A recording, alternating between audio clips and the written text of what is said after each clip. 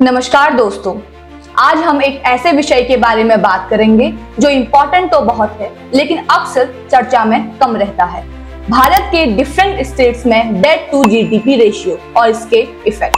ये विषय अपने आप में इसलिए भी महत्वपूर्ण है क्योंकि ये बताता है कि एक स्टेट अपनी इकोनॉमी के साइज के मुकाबले कितना कर्जे में डूबा है और इस रेशियो से स्टेट की फाइनेंशियल हेल्थ पर क्या इफेक्ट पड़ता है। आखिर ये डेट टू जीडीपी रेशियो है क्या और इसे कैलकुलेट कैसे करते हैं। Total debt of state upon total GDP of state into 100।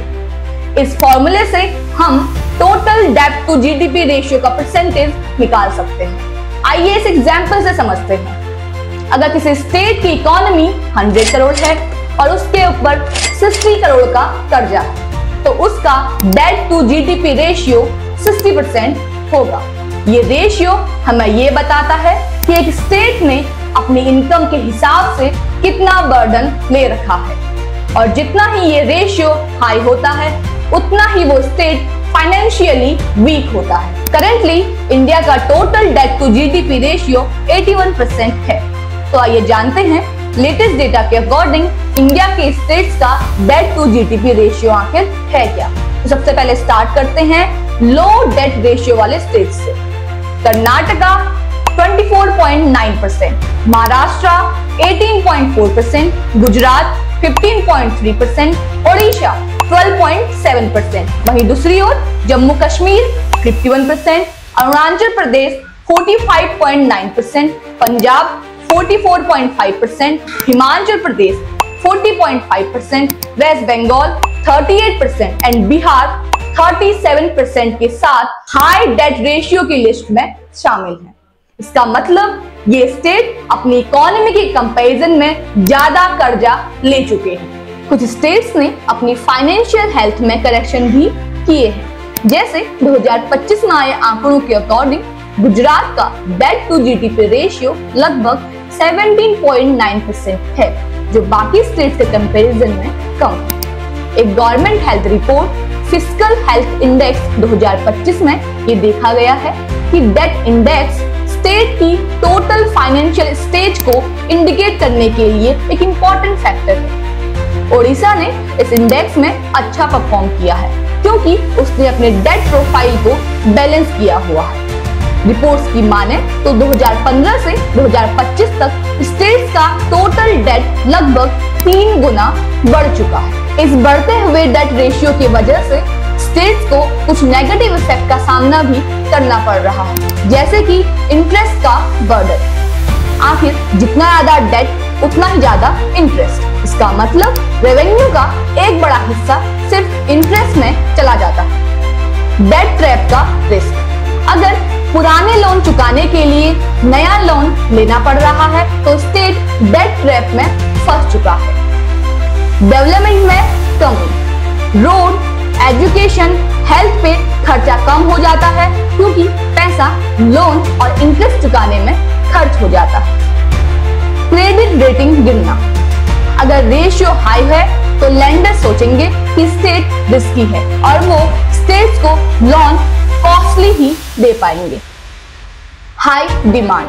Market में अपनी डिमांड हाई होने की वजह से स्टेट्स को हाई इंटरेस्ट पे ही लोन मिलता है, लेकिन स्टेट्स को हाई डेट रेशियो की वजह से इसकी कुछ पॉजिटिव साइड्स भी देखने को मिलती है, जैसे कि डेवलपमेंट प्रोजेक्ट।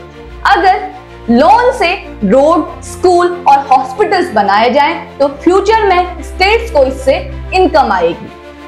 अगर गवर्नमेंट डेवलपमेंट पे पैसा लगाए तो ऐसा करने से नए जॉब, इंडस्ट्रीज और प्रोडक्शन बढ़ता है, जिस वजह से इकोनॉमी तेज ग्रो करती है।